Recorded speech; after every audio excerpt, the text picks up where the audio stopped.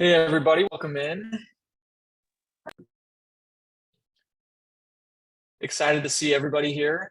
Would love to see your face if you're able to turn on camera. If not, totally great. But we'll go ahead and get started here. Just as a brief introduction, I'm Nick Van Sloten. I'm a Leland coach and super excited to be here and talking about consulting and networking, two of my favorite topics. I personally went through the consulting application process here about 3 years ago, ended up getting offers from BCG and McKinsey. And now I've turned this into a way for me to give back. I had dozens of mentors who helped me through the process of both learning the ropes with consulting and specifically with networking. And so I'm really excited to be here to give back to all of you on the other side of the table. Definitely, if you're not on Leland already, scan the QR, jump in and look around at coaches. It really is just a fabulous way to learn and prepare for consulting.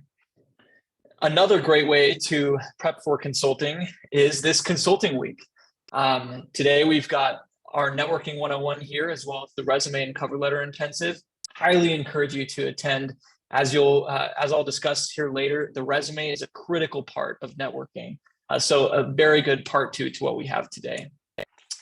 Today, we'll first speak to networking generally, and then we'll get tactical. We'll talk about email, LinkedIn as networking methods, leading up to then the networking call, or now the call is the virtual version of the coffee chat. And then we'll finally talk about info sessions and some other miscellaneous networking best practices. So first, general networking principles. The why. Why do we network? There are 4 core reasons. First, we want to understand if consulting is a good fit for us. We want to make sure we're in the right place. Beyond that, we also want to learn how we can become the best candidate possible for these different firms. Every firm is unique. Every office is unique. And by networking, we learn what we need to do to put our best foot forward. We also learn how to interview effectively. We learn the process for each firm to get an interview and to nail an interview. And I always tell clients, you need to, as you're thinking about getting an offer, you need to think about earning the interview and you need to think about nailing the interview. And networking helps you to accomplish both. And then finally, you actually get tactical help in the process of networking, whether it's resume reviews or case practices. People, as you network with them, will be willing to help you as a candidate. Now, from the why of networking, want to move on to the who. Networking, like any reward, comes with a risk, and that risk is our reputation. We're putting our name out there. We are getting to know people, and they ultimately do have some say in whether or not we get an interview. And that, as a result of that, we should start at the bottom of the totem pole in terms of networking. We want to minimize risk and maximize the reward with networking. And what that looks like is typically beginning with incoming interns and/or new full-time hires at consulting firms. So these are people who have just gone through the process. They are fresh. They know the process just about as well as anybody. And because they're not at the firm yet, or they are just getting started at the firm, networking with them and making a few mistakes in your case interview or forgetting to send a calendar invite in an email, those aren't as big of a problem as if you were to do that with someone who is a full-time consultant who is going to recommend you to the interviewer. You want your interactions with them to be pitch perfect. So with each of these interactions, you want to think about, is this person someone who is going to have a bearing on whether or not I get an interview, and ensure that for those who do, you're spending more time on those interactions and you are minimizing the risk to your reputation. So start with interns, start with incoming full-time employees at these firms and build a base from where you can then reach out to consultants and others at the firms who will have an impact on your interview. Next, let's talk about when to network. For many people who are applying from undergraduate or graduate programs, you want to start thinking about networking at least a year out. And the typical timeline we see for internship applications coming out of undergraduate and graduate programs is usually September, October. Full-time applications tend to happen the summer before, so around right now, July, August. So the year prior to that time for you, you want to start building your network. For those of you who are in industry, not coming out of an undergraduate or graduate program, you can apply whenever, but again, you still want to be thinking ahead of time. So what do you do at that point? A year out, you want to just start familiarizing yourself with the consulting landscape. You want to attend info sessions, case competitions sponsored by the firms when available. You want to get acquainted with people, with the processes, with the firms as a whole. Then about 6 months out, so usually between December and February, if you're coming out of an undergraduate or graduate program, you want to start having these networking calls, these networking chats with people at the firms. You want to start building relationships. These are not case interview calls. This is not official prep for the interviews. This is you getting to know people, building relationships that you can then use later on as opportunities, as springboards for prep. And then at the 3-month mark, this is usually March and onward, again, coming out of an undergraduate or graduate program, you're going to start casing. You're going to go pedal to the metal, and you're going to reach out to all of those contacts who you've built, and you're going to ask them to case with you. You're going to get feedback on your resume, on other pieces of your application. And at that point, it's go time. But you need to have built the foundation before then to help you, rather than just reaching out to people in a couple months before the applications are due saying, hey, my name's Nick, will you case with me? You want to have a relationship there so that they're incentivized to work with you. So who to network with?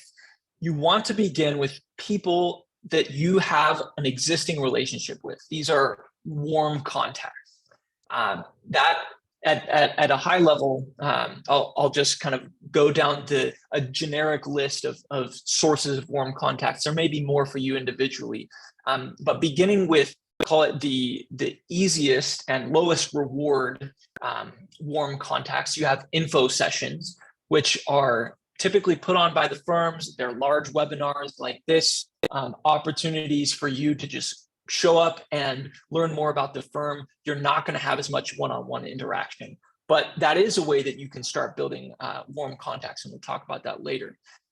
Next, you have alumni of your undergraduate or graduate program. These people have a stronger incentive to work with you one-on-one and to help you out. You have a lot of things in common, or more things in common than just someone you might reach out to at one of the firms. And because of that, they're going to be more willing to help you.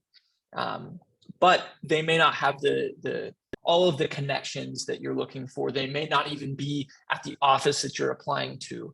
So you need to get deeper beyond just that network. You want to reach out to others who have connections directly to the firms and offices that you're applying to. And often that's professors, other professional advisors who you might be connected with, and coaches on Leland. And then finally, case competitions. These are the most involved types of building warm contacts.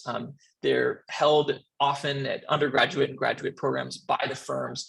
And if you win one, you get a guaranteed interview, but it's not easy to win one. So with each of these types of warm contact opportunities, it's important that you consider the quality of your contacts. You want, at each of the firms you're applying to, at least 3 people who will be in your corner, who will speak up to the recruiter for you and tell them, hey, yeah, Nick is a great person. We should definitely give Nick an interview. For you, again, you're going to want to have those allies. And so you don't need 15 people at every firm. You need 3 deep relationships. And sometimes within your network, you may not have those warm contacts. And that's where we go next, cold contact sources. Again, you may not be an alumnus of a target school for your office, or you may not have access to the professionals and advisors that could connect you with people there. So you'll begin reaching out to people via LinkedIn and email as cold contacts. And we'll talk about how to do that effectively. One point I want to make here is that these people get so many outreach messages from individuals who are interested in consulting, and you want to stand out. And we'll talk about how to do that here as we get tactical with email and LinkedIn. So the first thing you need to do, both for warm and cold contacts as you go about networking, is to build a networking record. Typically, it's a spreadsheet. For those of you familiar with CRM software, this is kind of a light version of a CRM. Effectively, this is a way for you to keep a record of all of your contacts with people that you're networking with. Why do we want to do that? Because if you only reach out to people when you think of them, when you remember, oh, hey, I should reach out to so-and-so, you're going to let people slip through the cracks. You're not going to build the deep relationships that you need. And you're not going to put your best foot forward in terms of networking. You need to record all of your interactions, starting from the first email. And again, this holds true for both warm and cold contacts. You want to keep track of, oh, I reached out to them 2 days ago. Maybe I want to give them another day or 2 before I send the next email or send a LinkedIn message. You need to build a cadence such that you know when you're reaching out to these people and also what you're sharing in that content. And we'll talk about the content of this outreach in a second. This is also a great place for you to record the contact information, the emails, and the LinkedIn profiles of the people that you are connecting with. And that's probably more for cold outreach, but holds true for warm outreach as well. How do you find these emails? How do you build this kind of top of funnel, this big sheet of people who you're going to email and reach out to on LinkedIn? What I would recommend is starting on LinkedIn with a filter for the company and the office that you're looking to apply to. So let's say you're applying to McKinsey, New York. I would filter LinkedIn for McKinsey, New York. I would look for people, if at all possible, who are a second connection on LinkedIn. If you don't have any, look for third connections. And again, look for people who are lower down on the totem pole at first to build your network from there. Then source their emails. And there's a couple ways that you can do that. One is to use Contact Out, which is just a free Chrome extension. Highly recommend that you get that. It shows up right in LinkedIn. You can just tap a button next to their LinkedIn profile and it will show you their email. And this is a lot of people are just blown away by how effective this is. You can get just about anybody's email right off of their LinkedIn profile using Contact Out. So highly recommend that. Another way to find emails is just using the firm's email structure. McKinsey, Bain, BCG, LEK, and many other firms rely on a specific structure of, some have last name dot first name at firm.com. And I've listed all of those email structures as well as a link to the Contact Out Chrome extension in a networking spreadsheet template in Leland Plus. If you haven't heard about Leland Plus, you should definitely check it out. There's a QR code here, and I think Erica's going to throw the link in the chat. It's basically a repository of lots of resources that you can use as you're going to prepare for consulting. And one of those resources is a blank networking spreadsheet template that I built. And I think it's 66% off during consulting week, something like that. So definitely take advantage. It's a cheap, easy way to get access to a ton of resources. So check that out, or build your own spreadsheet, but definitely use this type of process as you're going through that. So then you've built your cadence, you have a list of people to email or reach out to. What do you do next? You want to craft an email template. You're, of course, going to want to personalize that template, and we'll talk about that. But you're not going to write a completely personal email to all of the dozens of people that you're reaching out to. So you're going to have a template. And in that template, there's a few core things that you should focus on. First, you want to introduce yourself. You want to be professional. You want to come off as someone who knows what they're doing, and would be a good candidate as a consultant. Part of that is being concise. It's absolutely critical that you are short and to the point, because these consultants and incoming consultants are very busy. And if you're shorter, the response rate is going to be much higher. You're also going to want to focus on being genuine.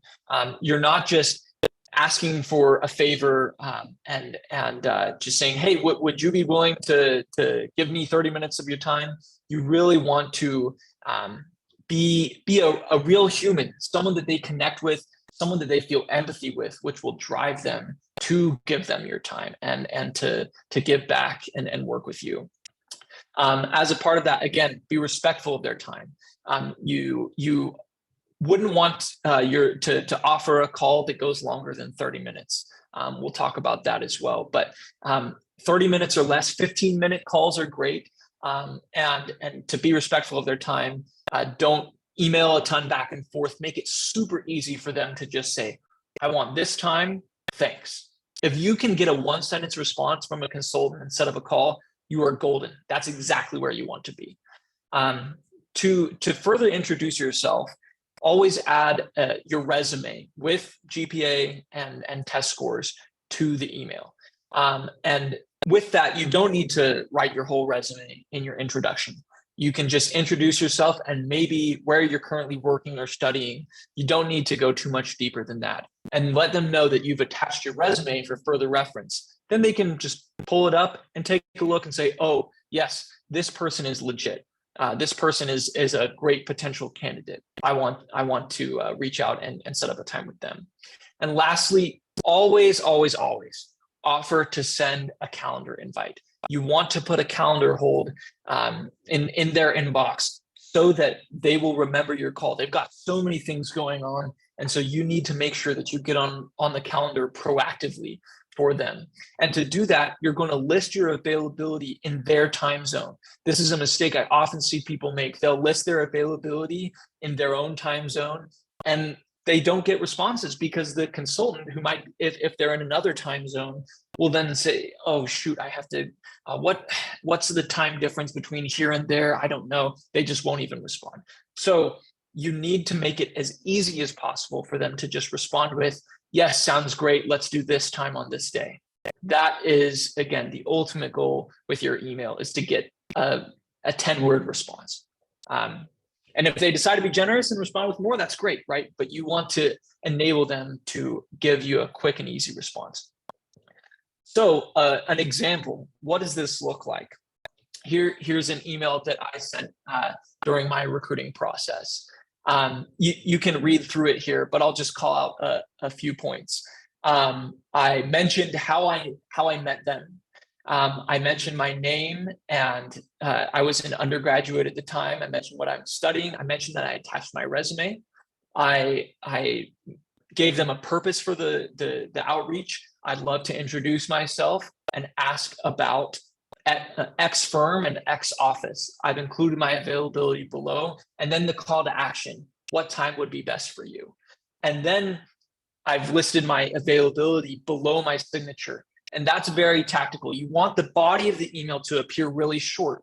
So what they look at when they see, oh, it's just a short email, right? But as you're looking at this from the screenshot, you can see this is actually a pretty lengthy email because you're including your availability. So highly recommend doing that at the bottom below your signature to make the email feel shorter, and effectively to be more concise there. So this is a great format to use. Again, I've got a template email of this on Leland Plus, where I've taken an email similar to this and added what are called merge tags. So just places where you can fill in your information and build this email within 5 minutes. I also have a LinkedIn outreach template there as well in that same doc, which we'll talk about in a second.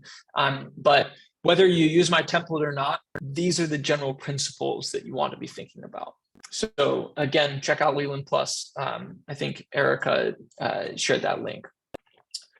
So LinkedIn, you're not only conducting outreach via email, you're also going to reach out via LinkedIn to ask a question or to connect with them, and ask the question, hey, would you be willing to meet with me? With LinkedIn, you're going to give a similar message, but it's going to be shorter. You want to build a template that you can easily personalize and say, hey, I'm Nick. I saw you went to X school. I also went there. I'd love to chat, and again, have a template more to that end. What the same principles from email will always apply here, though. You want to be concise. You want to have a clear call to action. And one quick tactical tip is, if you don't see the connect button, you may only see the follow button on LinkedIn.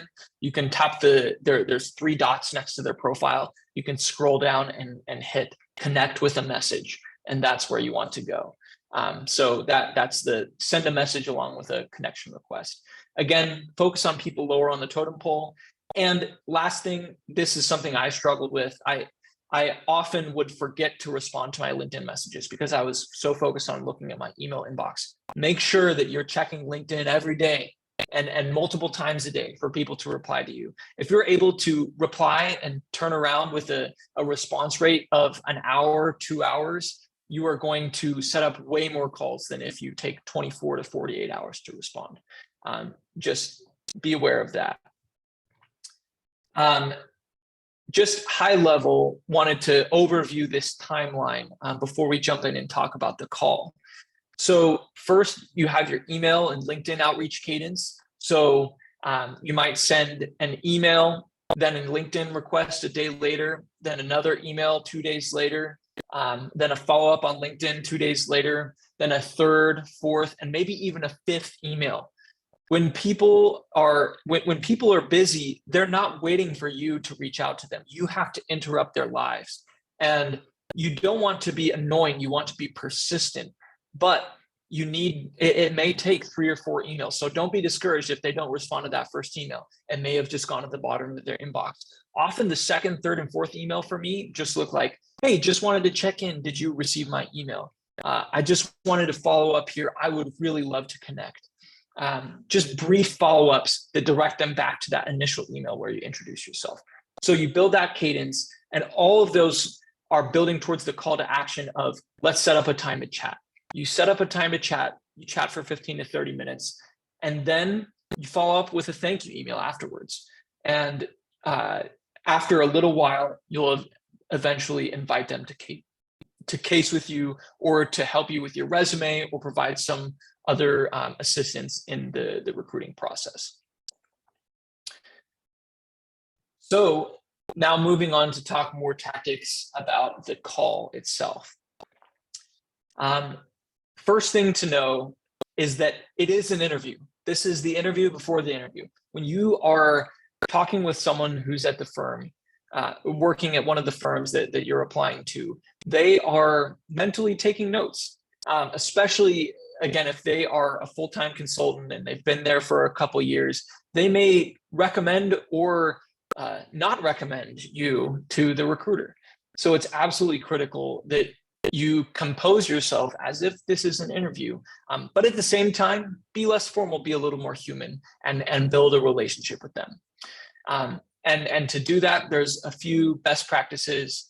I would recommend starting off your call by talking about them and their background, and getting to know them for 3 to 5 minutes, and then mentioning that I'd love to introduce myself as well, but I'd first love to get to know you and the context of your story, how you got into consulting, and where you're at now. Getting to know them will help establish that relationship and enable you later on to reach back out to them. We'll talk about this in a bit, but frankly, the personal questions are actually a great way to build a relationship, because you can follow up later in an email with, let's say you find out that they're interested in traveling. You find an article later on that talks about the state of traveling, or you find that they recently visited a certain country. You find an article about that country and you send it to them and say, hey, I saw this article and I thought of you. It's a great way to just give back a little bit for the networking and the help that they're giving you. It's important to have questions prepared ahead of time, so that you're asking important questions. We'll talk about what kinds of questions to ask and not to ask here in a moment. But for you, after you've kind of spent some time talking about them, getting to know them, you want to, again, show yourself as a person, as a human that they'll connect with. And ultimately, this is kind of the pathos that will get them to spend more time helping you out. As you introduce yourself, share your interests, hobbies, and goals, how consulting intersects with those goals, talk about your resume, and establish that you are a strong candidate with them. But again, focus also on the human aspect of yourself. The most critical piece, I would say, or one of the most critical pieces of the interview aspect of the call is the timing. You want to start on time or even be early, and you want to end on time. Even if they don't cut you off, even if it seems like they may want to talk more, mention 3 minutes ahead of time, say, hey, it looks like we're coming up on time. I really appreciate your willingness to interact with me and get to know me. And that gives them the opportunity to then say, yeah, thanks, I've got to head to another call. Or no, I'd love to chat more for a few minutes. If they give you permission to spend more time, that's great, right? But plan to end on time. And with these, I call them calls. They used to be called coffee chats because most of these were conducted in person. Now, most of them are virtual. If you can get an in-person coffee chat, amazing, do it. But the likelihood that even if you're in the same city, that they will have the time to leave the office and come out and meet with you is low. So I would typically go in asking for a call. And if you happen to be in the same city, if you think that the stars could align for a coffee chat, you could ask them after they say yes to the call, ask, would I happen to be in X place? I'd love to meet you in person. You could follow up with that, but clinch the call first and then move to in person if and when that makes sense. So a few other just quick best practices for your interactions in these calls or coffee chats. Don't be robotic. Don't just reuse the same questions on every person. And be animated, be excited, be enthusiastic, be charismatic, be someone that you would want to put in front of a client, because that's what they're thinking about as they're evaluating you in networking. Treat everyone at every firm with respect. If you're talking to someone from McKinsey and dissing on BCG, not a best practice. They probably have lots of friends at BCG. And I've heard horror stories of that happening. So definitely just be generous and kind in all of your interactions. Show interest in them as a person. We talked about that. Tell a consistent story. Don't tell one story to one person and a different story to a different person.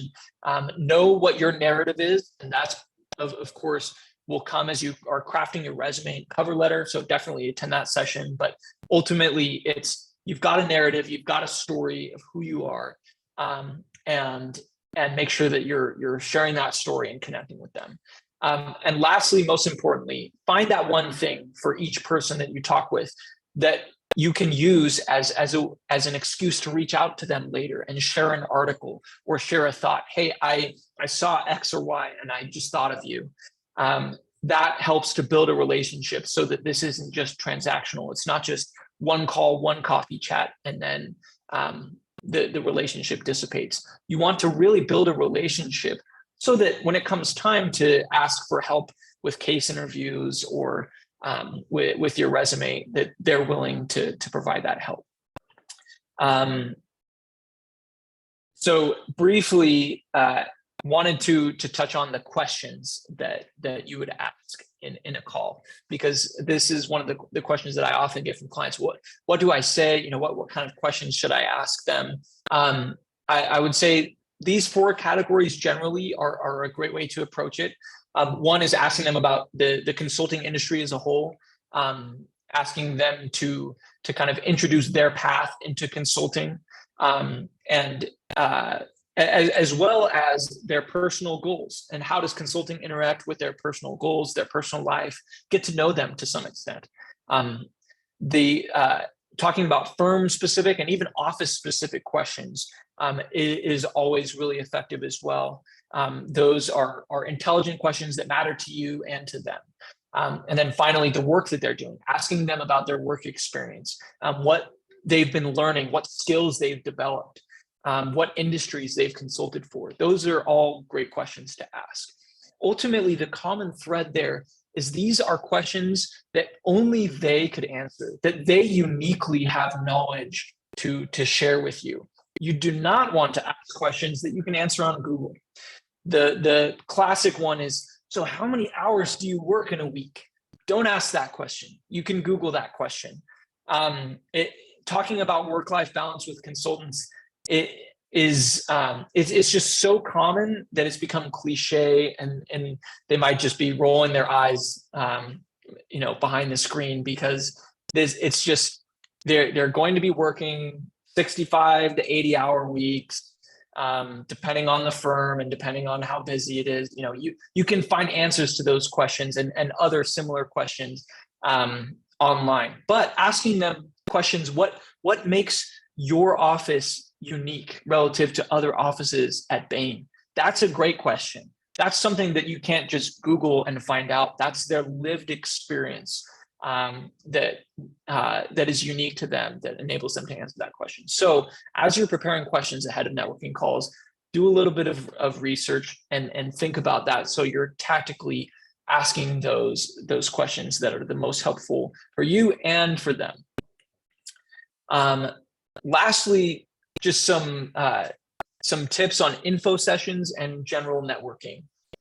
So info sessions, we just talked about briefly, as a way to kind of build warm contacts and source, rather than just going to LinkedIn or reaching out to people in your personal network. These are held by the firms. Again, they often are sponsored by a school, but sometimes you can just find them on the firm's website and sign up for them.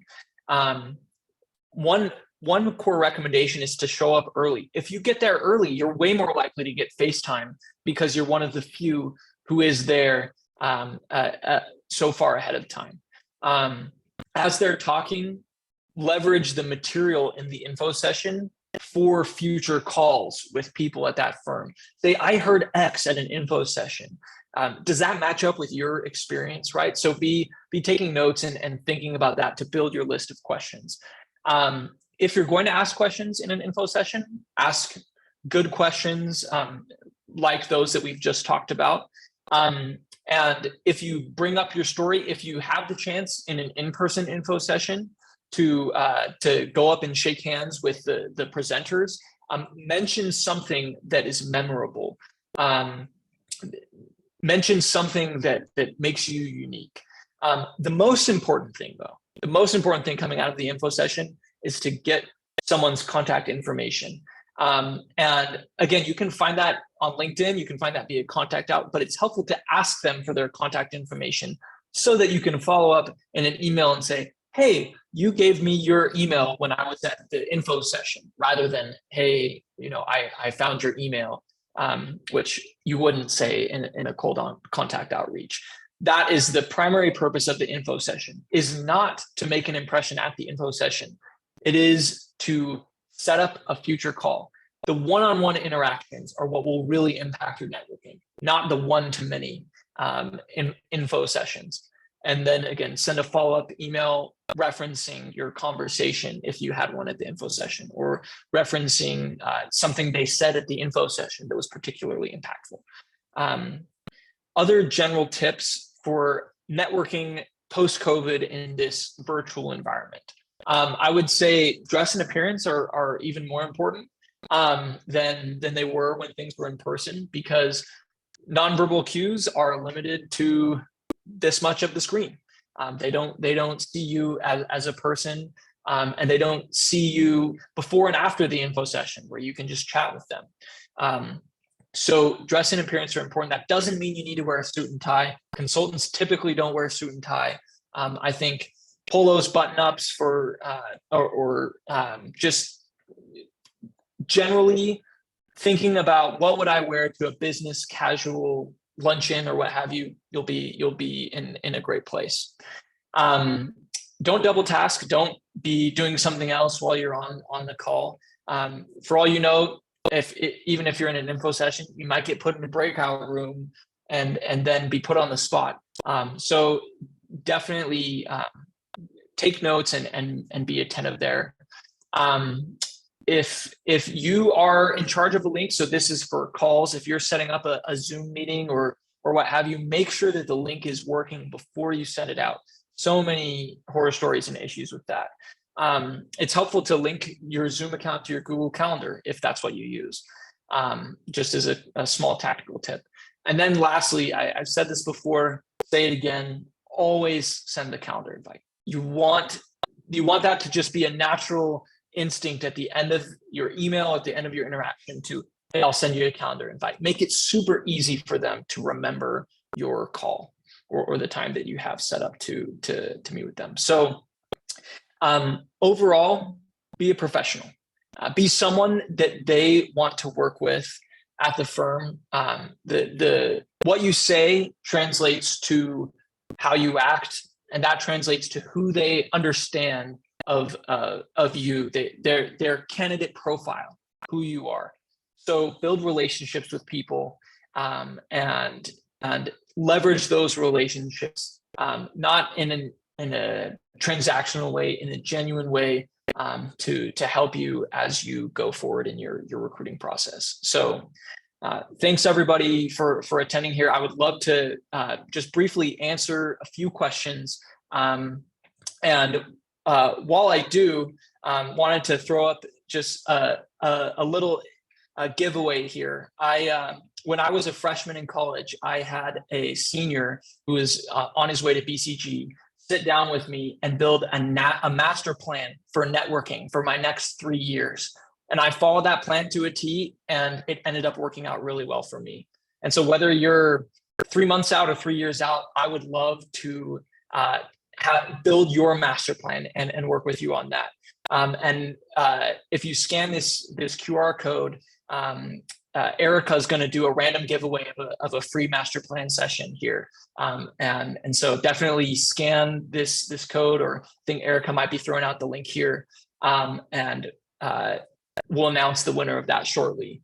But we'll just leave this up here and would love to jump to questions. It looks like we have some in the chat here. I'll just jump into a couple of these. First, networking tips for non-target schools versus Ivy League. Non-target schools, the alumni network is going to be very different. Of course, you may not even have any alumni from your school, but if you do, you want to find them, because at non-target schools, if you have, let's say, 3 people from your school who have ever gotten an offer at McKinsey, they're going to be so excited to help you because they know how difficult it was to get through that process. So spend some time looking for those alumni from, especially if you're at a non-target school. And if you don't have any alumni at all from your school, reach out to connections through other schools that are in the area. They're typically, schools have the strongest network and pipeline into consulting, just because those consulting firms are looking for applicants at schools. And then just really quickly to speak to Ivy League schools. Unfortunately, the alumni network, because it's so big coming out of Ivy Leagues, it is actually harder to build relationships with alumni because Harvard consultants are a dime a dozen. So with that said, you want to work harder to build relationships. And it's more likely that you'll know someone who is in your personal sphere of influence that you can network with. So definitely go for those people first, rather than just blast outreach to all of the alumni at your school. Let's